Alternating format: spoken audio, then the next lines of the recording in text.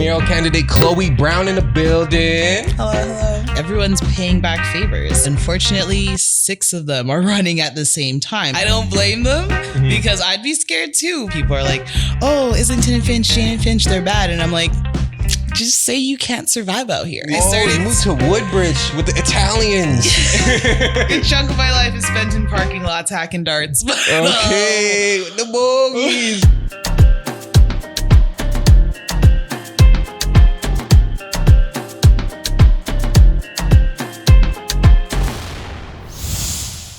All right, welcome back to another episode of the Borough Sound. It's your host with the most, DJs are, recording live here at UUI Collective.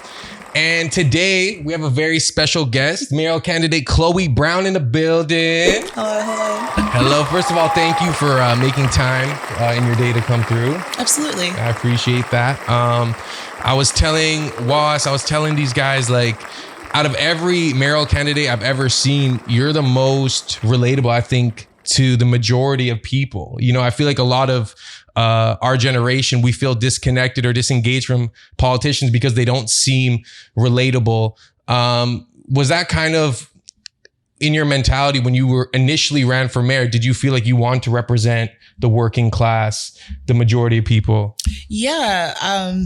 A lot of people think it was some type of magical moment that I had when I was running for mayor. And it's like, no, I was in my house drinking coffee, listening to Gil Penalosa and John Tory talk about running for mayor. And I was just like, nope, not going to do this again. Like, I had this sense of dread that I couldn't allow seniors to continue telling me how to live my life.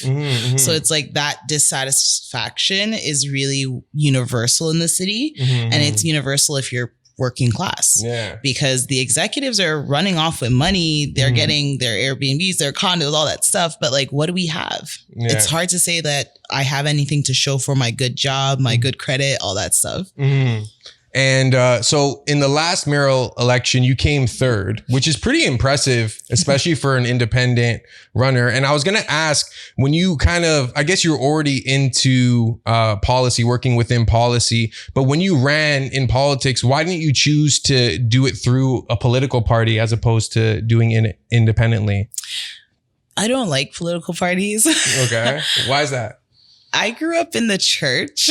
Okay. Praise God. Yeah, praise him. But I find that when people worship institutions instead of figuring out how to do good work on behalf of the institution, they get very cultish. And that becomes problematic for me because if you're someone who pays attention to public affairs, it's really easy for people that create cults to turn an entire population against themselves. And to me, that's deeply problematic. And you see how it's playing out in American politics. I don't want that to come here. So it's really important for me to run as an independent to make people realize there is an alternative. You don't have to be supported by a party. You have to get the support of your people. How did you end up campaigning to get 34,000 votes last time? Because you started from the ground up, right? I'm guessing in terms of running the campaign, which costs money, did you have to get donations? How did you get that outreach? So I set my personal budget for what I was willing to spend to $2,000. Of your own money? Yes. Okay. So with that being said, it's I've worked on different campaigns before. I'm aware of how print collateral works as opposed to digital. And this is where, as a policy analyst, I know all the topics by their demographic. I know what's affecting Gen Z as opposed to baby boomers, Gen X as opposed to millennials. And with that, I was able to craft all my policies in a language that everyone was seen in. So it made it really easy for me to just do my day job, which is writing reports, policy blogs, and getting those up, connecting them to the right hashtags, and that streams them right to your phone. So my understanding of data really allowed me to connect to a larger audience as opposed to just traditional door knocking where I'm printing 10,000 physical cards and then I'm gambling with whether or not you accept my message. So my approach was really more of attacking bad ideas as opposed to just looking at the identity, being right wing or left wing. A lot of people don't understand their lives that way because you're making decisions as they come to you. So that's why I really focused on the working class, because whether you're making 150,000 or 50,000, you can't get a home. Yeah, you can't afford your groceries. You're probably taking TTC, which is like become a crisis on wheels. And focusing on those basic experiences separated me from John Tory, who's privileged all his life. Like he doesn't take TTC. He probably doesn't even buy his own groceries, you know? So it's like, it really made it easy just to say like, John, you're messing up. Like, and it's with my money. And everyone felt that. Yeah. So those votes weren't really hard to get. It's just knowing your audience. And I do feel like you've kind of cultivated that social media culture where other candidates can't really tap in, because when they do, it doesn't seem genuine. Like it does seem like they're like pandering to like the younger audience. Whereas with you, it does feel natural. Like you feel kind of like one of us. Well, that's where my lack of political experience comes in handy, because it's like, I don't have to recite policy that's written for me. I already wrote it. It becomes a lot more authentic for me to speak to, because it's like, these are ideas that have been swirling in my head that I've had to edit myself and put out there. And I'm grateful for my team, because it's like, I speak to them and then they interpret it for wider audiences. So it really becomes a matter of just centering people in your message and then letting others interpret it for you, because my message resonates for different points for different people. And this is why it's been really important for me to just look at social media, because I'm born in the 90s. I grew up with forum boards that created communities in themselves. And like, if you're a Toronto local, you might remember T.Wire. There are a lot of communities that are built up in Toronto digitally that meet up in real life and do big things. So that's really what my strategy is. It's just connect with who you know. They tell somebody, they come out, they pull up, and that's what happened at the polls. And that's why people are like, I can't believe you got 38,000. And it's like, well, I'm come from a village of nobodies that you don't pay respect to. Of course, they're pulling up for me. What, speaking on the polls, and maybe this is something I noticed, other people have noticed it too, but I find that the legacy media is really pushing for Olivia Chow. Do you find that too? Or is that am I just seeing? It's a real thing. Why do you think that is? Because I do think legacy media is still kind of important, but I think they should be neutral in these kind of moments. Why do you think they're pushing so hard for Olivia Chow? So I don't know if you've ever belonged to a union, but the way that they prioritize seniority over meritocracy spills out in legacy media, where it's like, these 6 candidates have seniority where they've been involved in the same institutions and circles as the legacy media. So of course they're going to pay back the favors that they've given them, which is like that early exposure for some journalists, some media people as well. So it's really just, everyone's paying back favors. And unfortunately, 6 of them are running at the same time. And that's like edged me out. So it's like, I know that I'm purposely being left out because the established power wants to secure its power. I'm openly talking about getting rid of them. So I don't blame them because I'd be scared too. But at the same time, it's like, look what happened to the taxi industry with Uber. They had the power and they kept playing, and 4 guys with an app destroyed the taxi industry. It's true. And this is what's happening now. I don't know if traditional media will be the same after this campaign. Never. I don't think so. I already feel like it's lost its effectiveness. And even when they try to transition to more like modern forms of media, they just have so much funding that a lot of it goes to waste. Even like with radio, I was speaking to a gentleman who works in radio, and he's like, man, like it's like a waste of money almost at this point, because not enough people are everyone's tuning in on social media. And that's the thing. It's like the gatekeepers are blocking like eminent evolution. And this is why I'm doing successful on my own terms. I know a lot of people are upset that I'm not in like polling in traditional polls, but it's like, if you look at my social media numbers, they're like, we've had 1 million views now. In 1 week. And I get emails from around the world. People are watching this race because Toronto is a trendsetter. Depending on how this race goes, the future of this city in leading not only the country, but like other Western countries will have its impact. Because it's like, if I could do this on a small budget, you could do it too. And that threatens a whole establishment.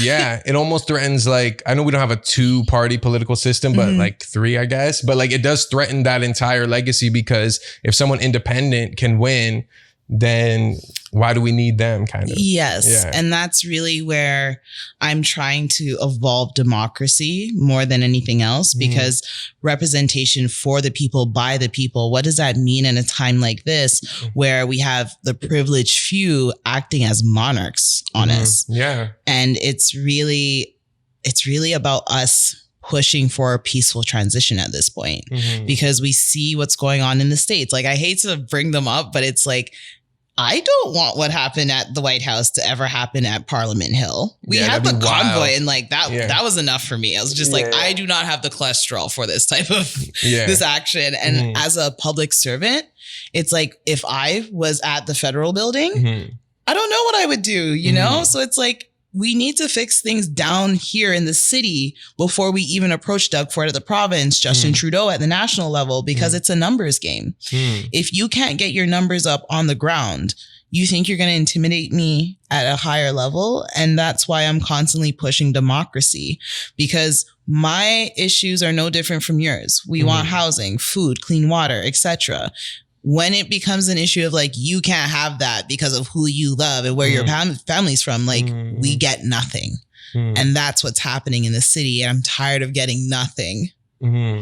I know you said you drink coffee, right? So you're more coffee than tea, would you say? No. Or more tea, or like a little bit of both? I like both. I actually have to stop drinking coffee, because it's like, during the pandemic, I realized I don't drink coffee because I like it. It's a part of our North American ritual. You get on the train, you drink your coffee, you grumble about the commute, you link up with your coworkers, and you just drink coffee throughout the day. Yeah, like willfully dehydrating yourself. It's caffeine addiction a little bit. I'm kind of into it too. I can't lie. Yeah, and that's the thing. It's like, it's my vice that it's like, I know this is bad for me, but I can't stop. Well, I know, you know, when you're married, probably gonna have a desk, you know what I'm saying? You might need a cup on there. So I got you a little mug. Oh, with my face on it. You know what I'm saying? It says Borough Sound. You know, you can put pencils in there, cups, you know what I'm saying? Coffee, tea. Oh my God. You know, put it on the desk when you're mayor, and you can buy those on zarswell.com/shop, you know. But yeah, that's for you. I'll give it to my mistress at the end of my term. Okay, yes. Those are expensive, really expensive. Get yours today. So before we dive into like your policies and stuff, tell me just about your story, just from the ground level, where you grew up, how you got into working in policy. So I'm born in the Islington and Finch area. Okay. Like, my parents are separated. So I was between Islington and Finch and Jane and Wilson. Okay. And I grew up I love where I grew up. Honestly, it's one of those things where people are like, oh, Islington and Finch, Jane and Finch, they're bad. And I'm like, just say you can't survive out here. Yeah. Seeing it was lit. It was lit if you were from there. Yeah. And that's where, like, honestly, I got so much community. Like, I remember growing up, and my parents are Jamaican.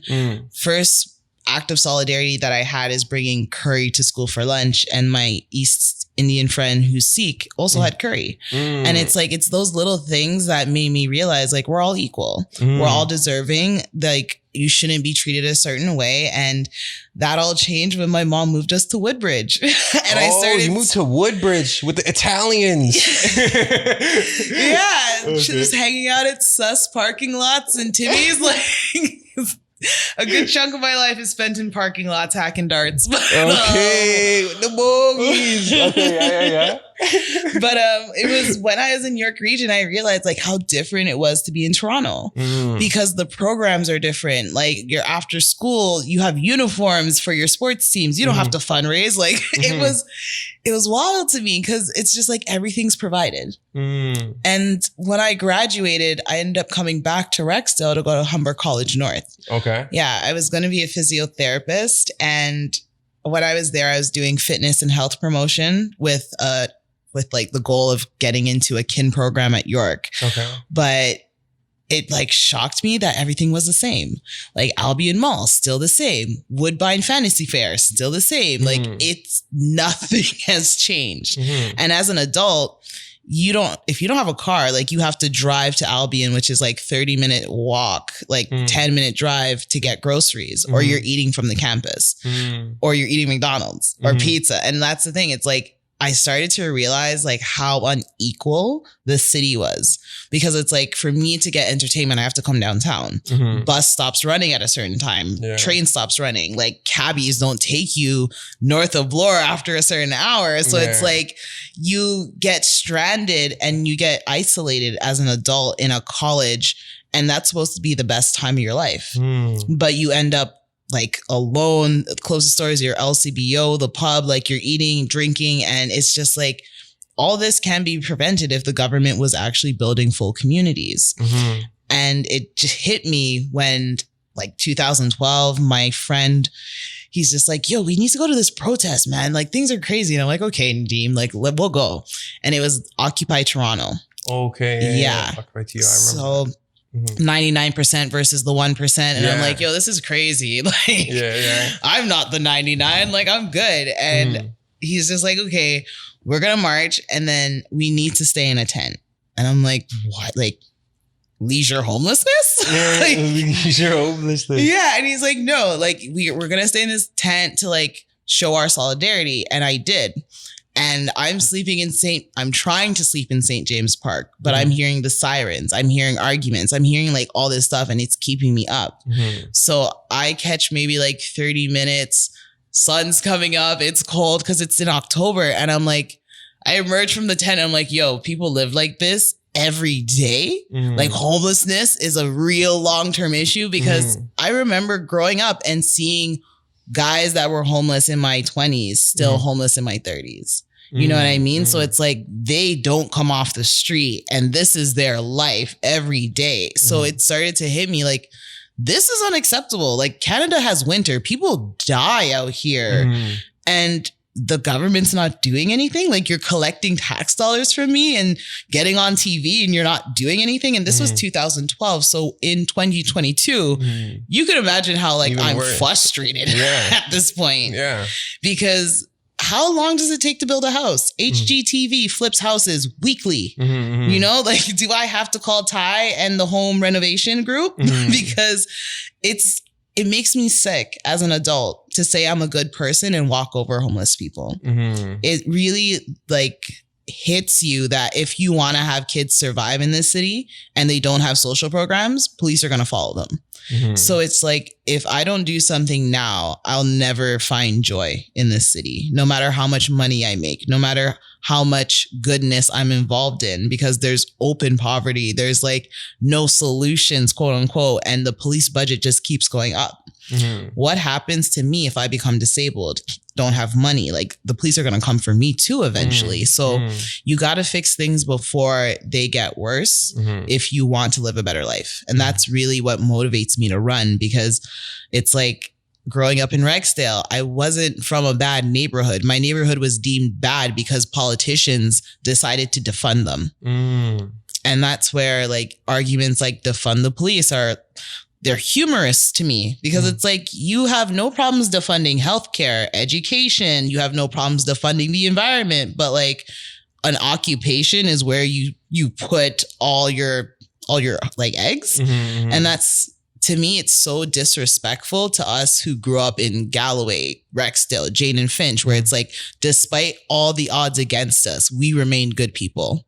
And you still want to play around with my money, you know, like, I try to explain it like this, but I value being like spiritually rich. I might be materially poor, but like you could never say like Chloe would never help me.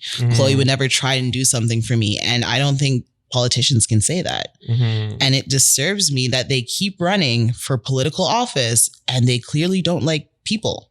Yeah. They lack that like moral aspect, completely disregard it for more of like an economic focus or like political. But that moral aspect that you're talking about is kind of the reason why like humans are humans in a sense. So it makes us human, right? Yeah. And that's, to me, it's terrifying because as you look at young people in this city, the less opportunity you give them, the more intense violence happens. And I'm 32 and it's like, you think I want to be fighting 16-year-olds on TikTok? No, but they're starting to become nihilistic because there's no opportunity. What are they going to do? And you're the adult withholding opportunity from them. So it's like, you're literally criminalizing people through neglect. And this is what this government is in the business of, because as they privatize our services, our wages are still at $17 an hour. People can't even afford groceries. What do you think is going to happen? They're just going to fill the jails with like people committing petty crimes to survive. So that's why supporting the working class is always important, because it's like, if it wasn't for like volleyball programs, if it wasn't for like the fact that my dad could buy me a bike and me and my friends could roll on our own, I could have been in trouble. I could have been in so much trouble because like, as you can tell, I'm short and I use my mouth as a weapon. So like, I could have been in a lot of trouble if it wasn't for people being like, put Chloe in something, take her off the street and give her something to do.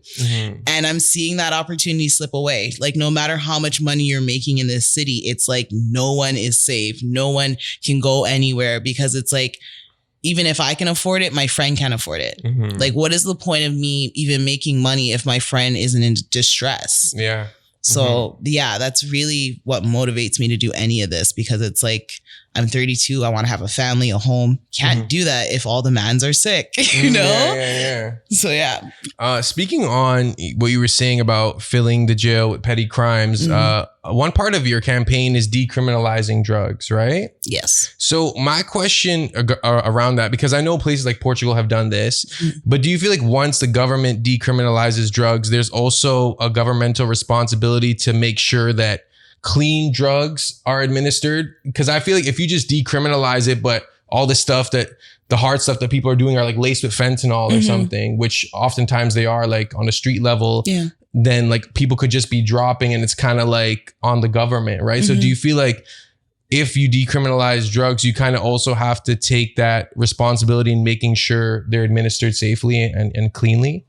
So this is where drug testing becomes a very important part of this, as opposed to just like providing the cleaner substances, because I really believe that there's this opportunity for people to take a more proactive approach to how they medicate themselves. And this is what is really missing from this addiction, trauma, mental health conversation. It's like people are self-medicating because they have no other options.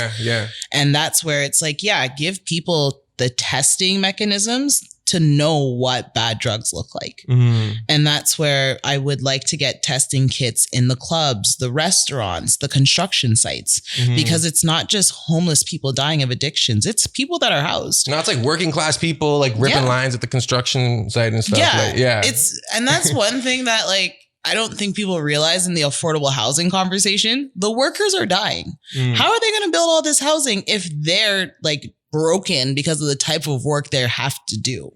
And that's why we're having this construction fireside chat today, because when I think about construction workers, it's predominantly men in physically intensive labor. They don't have benefits, so they have to go looking for opioids. That creates a whole cycle of like addiction, abuse, a variety of things. And it's like, we depend on them to build the entire city.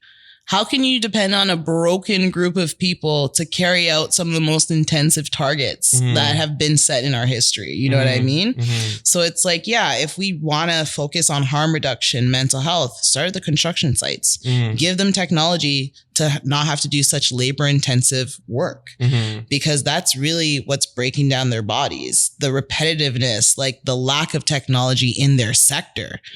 Like you see places like China, Dubai, Netherlands, they're just like, let the robots do it. Give it 9 weeks and it's done.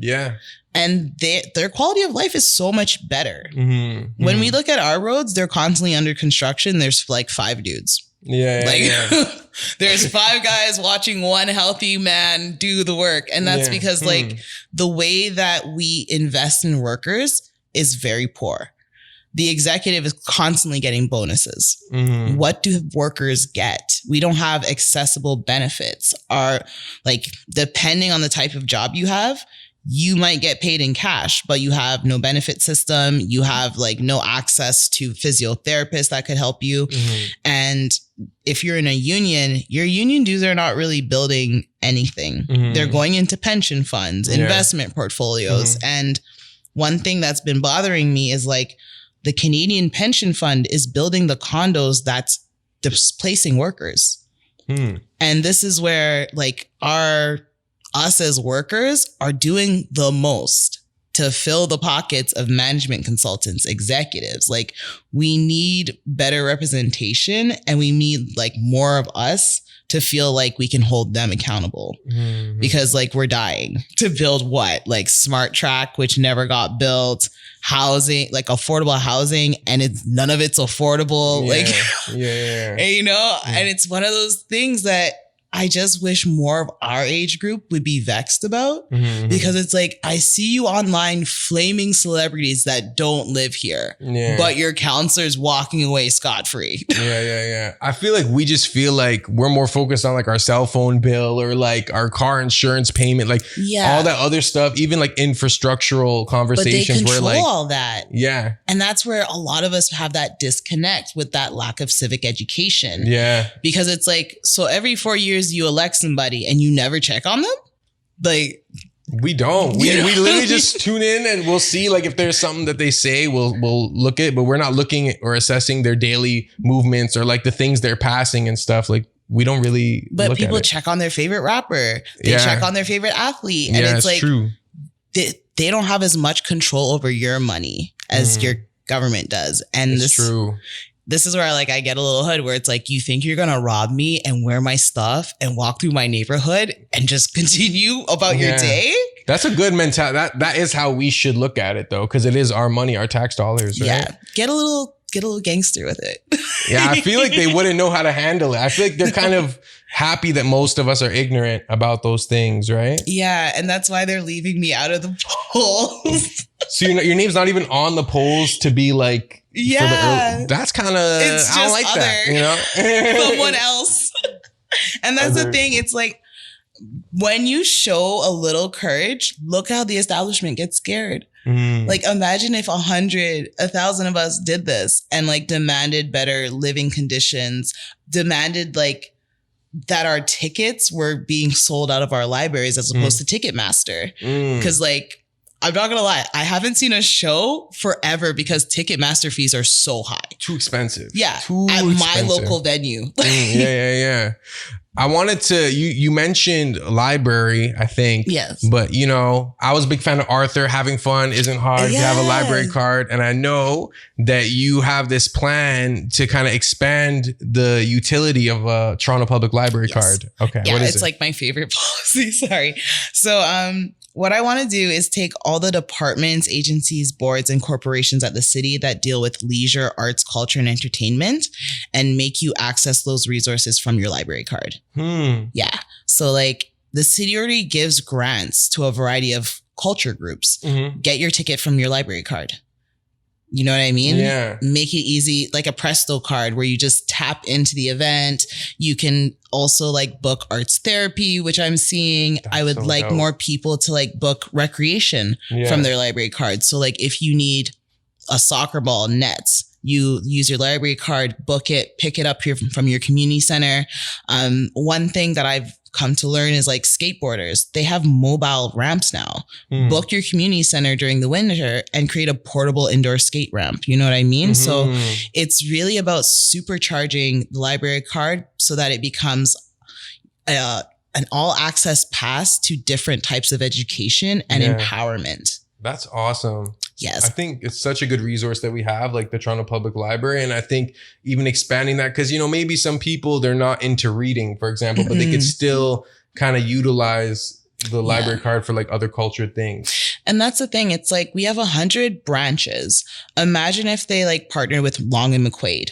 Ooh, you know, can rent out like microphones or something. Yeah. What? And it's at 100 branches. You can rent out musical instruments, studio time, because the truth is, like, the library could be a library of things as opposed to just books. Like in, I think, the Netherlands, they have tools. So you can rent tools, build projects. They have 3D printing. Like, there's so many things that the library could do for you, and you're already paying taxes for it. Yeah. So this is where even workspaces, co-working spaces, you should be able to tap in and get connected to co-working spaces based on your sector.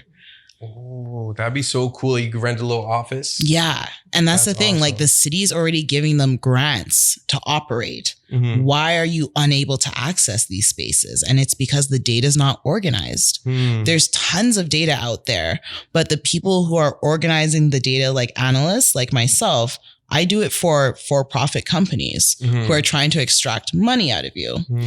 If your city was using my talents to build public services so that you could be making money, that would be different. Because your tax dollars are already there. It's now a matter of me increasing the value of your stock in the city. Like reallocating what's already there. Yeah. You gotta tell me what you're gonna do about this Eglinton LRT, because that's like right there. Yeah. You know, it was supposed to be done like 3 years ago. They started like, I think 2011. First of all, why do you think it's taking so long? And if elected mayor, like, how are you gonna speed up that process?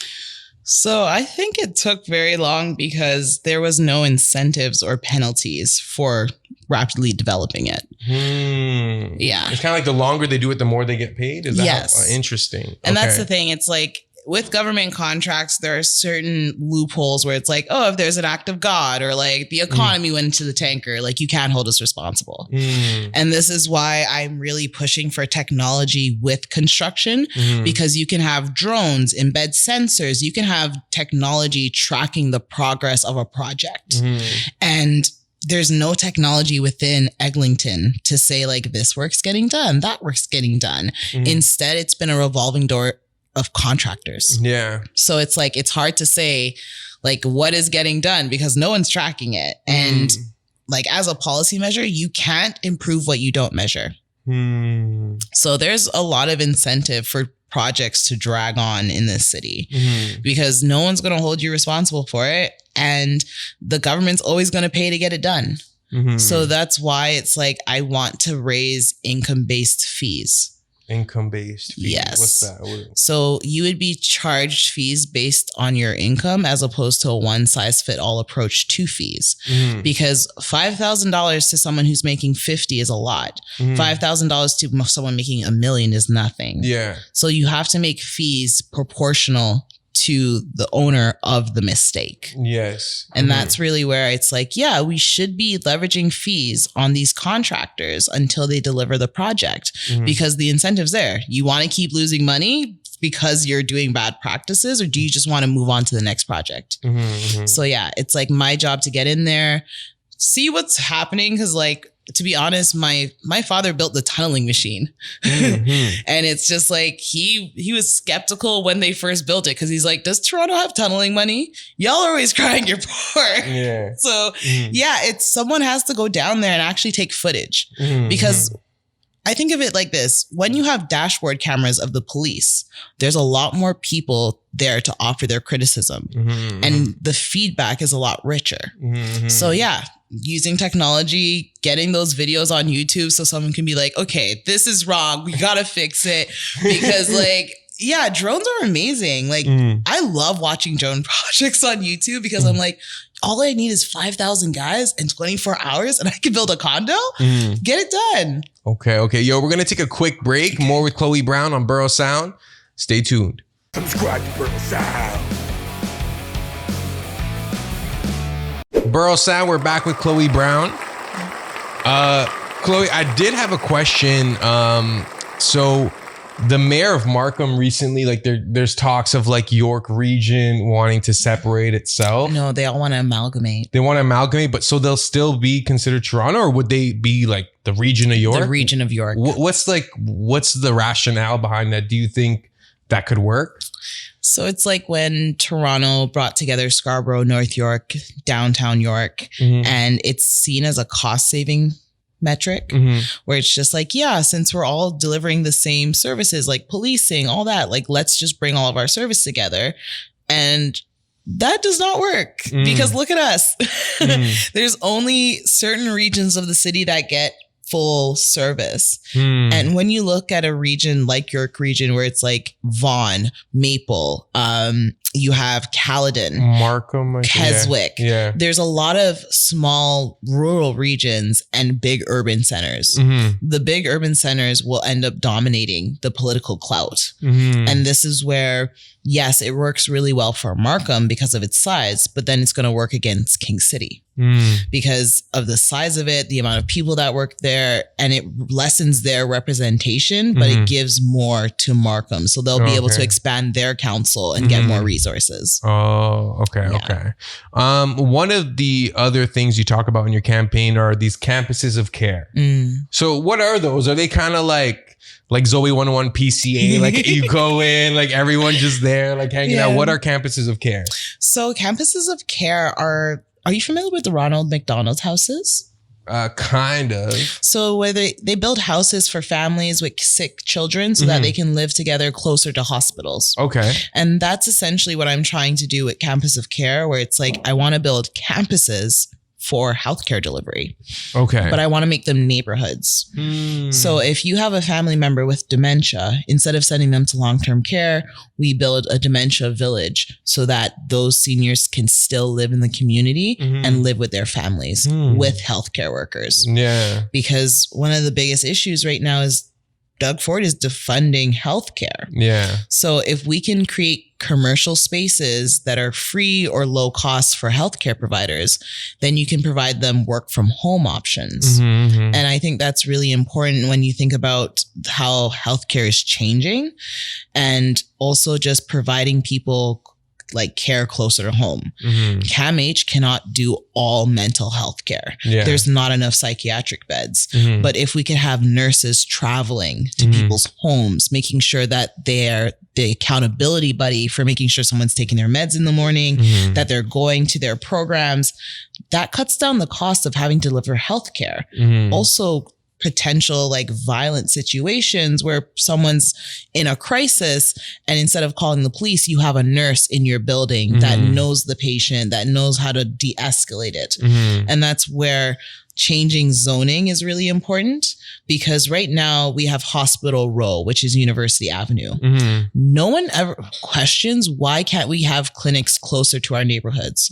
Why do we always have to come downtown for specialists, primary care? Like that can be decentralized to neighborhoods through campuses of care that act as learning and like delivery hubs for healthcare and medical advice. And that's really why I'm calling it Campus of Care, because we need to be lifelong learners of care delivery. Yeah. And like being 30, your parents are getting older.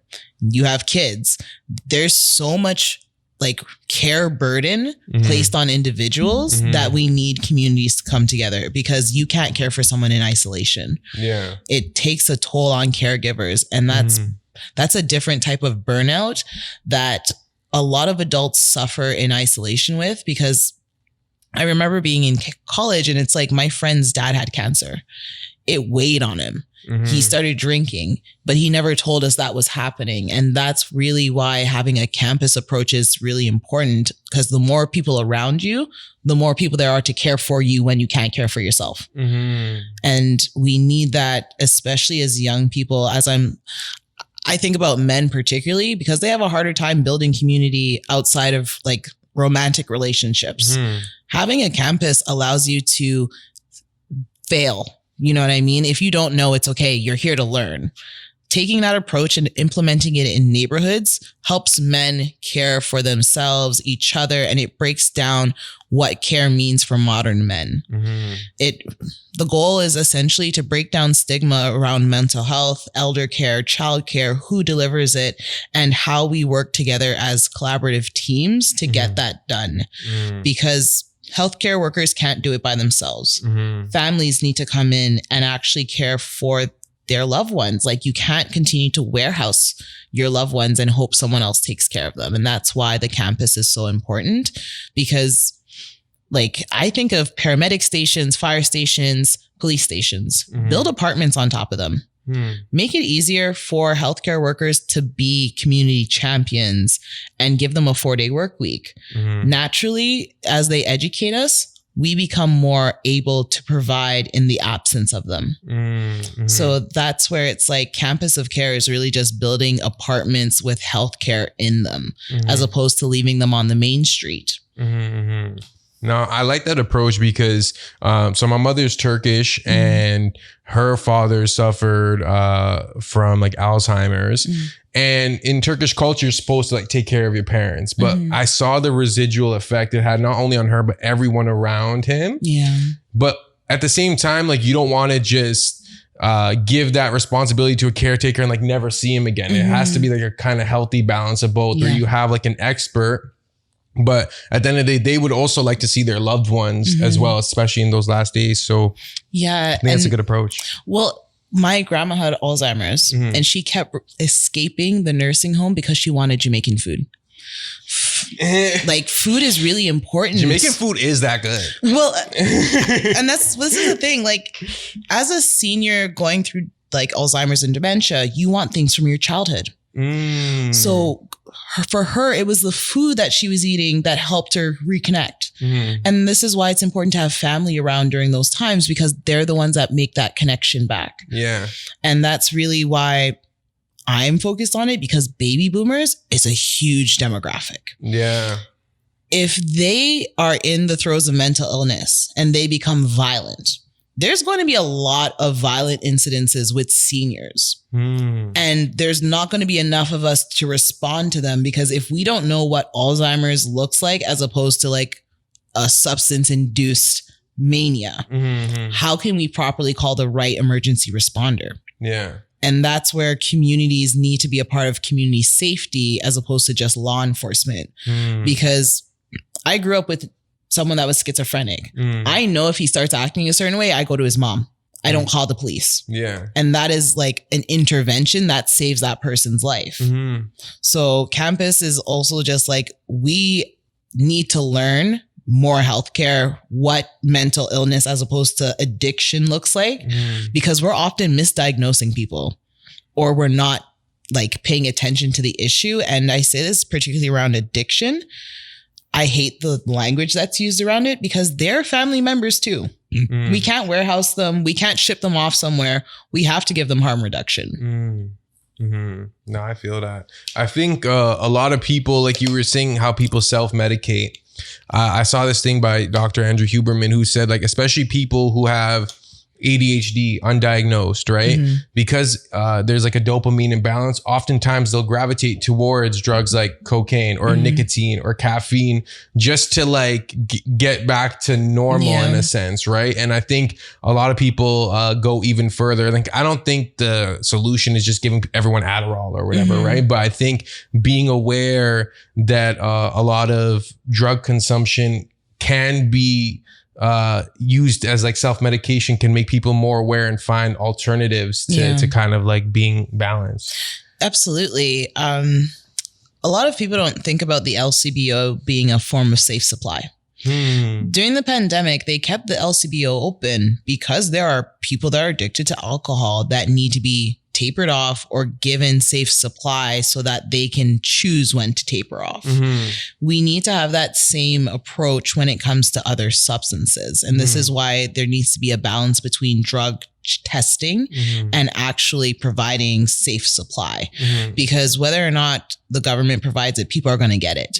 They should be aware that like it's not always going to be 100% pure.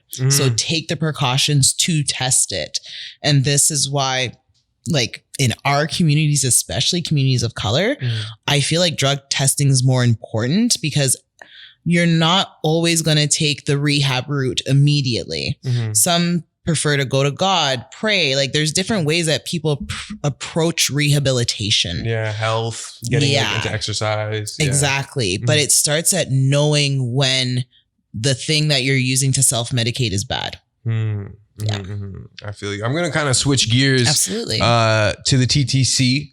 I grew up going on TTC all the time, like every single day, twice a day, 3 times a day sometimes. And I don't know what it is because I drive now, but sometimes I'll take the TTC still. And it just like, it doesn't feel safe. The services are slow. They're like canceling all the cool bus routes. So like, what would you do differently? How would you approach the issue of the TTC? Multi steps. Yes. Like one thing I want to do is get parking to pay for transit. A lot of our parking revenue just goes into policing services. It doesn't. Yeah. Like the green P. Like public city of Toronto parking. Like if I'm parking on the side, I use the green P app. That's going to the police. Yeah, user fees, taxes, they go into the $1 billion police budget. What? And this is where... Never paying for parking again. No. Hit me with a ticket, bro. No. Okay, please. I did not suggest that, but like, it's one of those things that people don't realize. Like, yeah, do your parking spaces get better? Do they need maintenance? Not as much as like police services. So yeah, a lot of your parking fees go into other services. I want them to just go into public transit and mobility because ultimately people drive so that they can walk or go somewhere else. Make sure that the sidewalk is even. Yeah. Like make sure that Dufferin is working. And this is why I want to bring all the transit planning groups together because right now TTC only focuses on like the vehicle routes. You have transportation services that does pedestrians and roads. And that's a separate division at the city. Parks, Forest, and Rec manages the ferry. Then you have transit expansion that just deals with Metrolinx. Okay. There's 4 different divisions working on a transit problem, but they don't work together. Oh, it's not just one monolithic thing. No. I thought it was just like TTC was like everything. And then there was like Go Train. No, there's all these different divisions that work on different parts of your journey.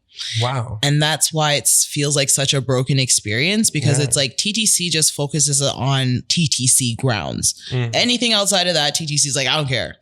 So Presto is Presto Metrolinx? Yes. Okay. And that's not TTC? No. Okay. Metrolinx is a part of Go Transit and that's provincial. Okay. Yes. And Metrolinx is just the transit planning agency. They don't manage the vehicles. That's Metrolinx. That's Go.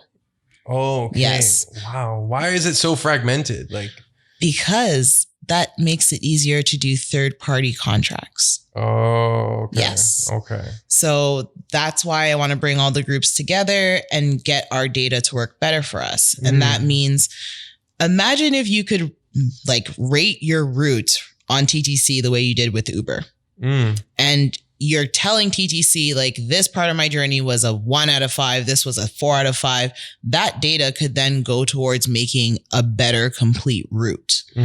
We see how Uber is taking our data and created rideshare programs. They're creating car rental, delivery. Like they've used our data to create better products. Your data is not being used to create better routes.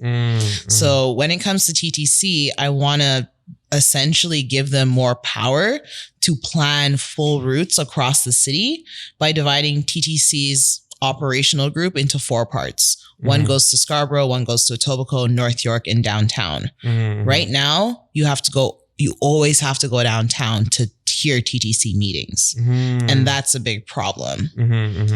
The last thing I would do is change the composition of the board because right now it's 4 counselors and a bunch of public appointees that may also just be executives. So if you're an executive, you're not taking TTC, you're driving in. Yeah. So that's why the quality is going down, but the rates are going up because the executives still need to be paid. I don't like that. I did receive notice that you do have to go soon. So I just have this little quick rapid fire little thing, you know?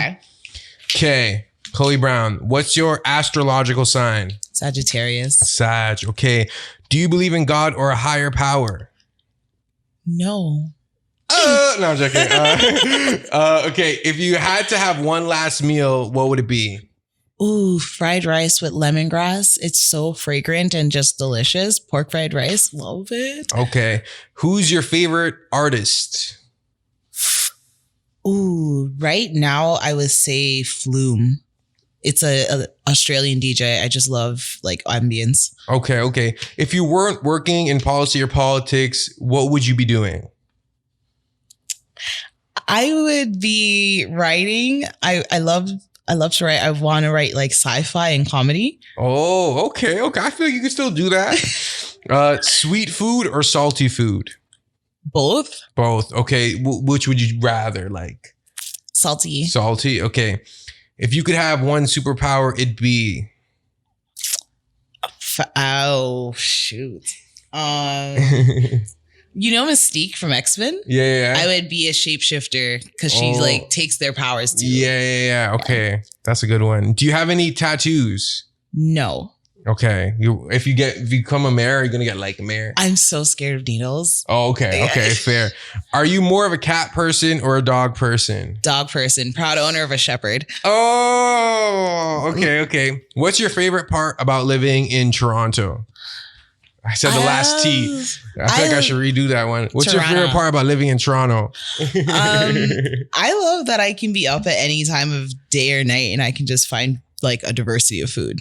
I love our food scene, like momos, tacos, like anything that can fit in the palm of my hand and I can just like leave. I love it. Okay. Well, thank you for joining us on Borough Sound today. It was an honor. You definitely got 3 votes out of us 3 right here for pulling up. And we wish you the best of luck in the mayoral race. And we have high hopes for you. And when you're mayor, put that cup right on your desk, I'll be back. Okay. I appreciate you. Absolutely. All right.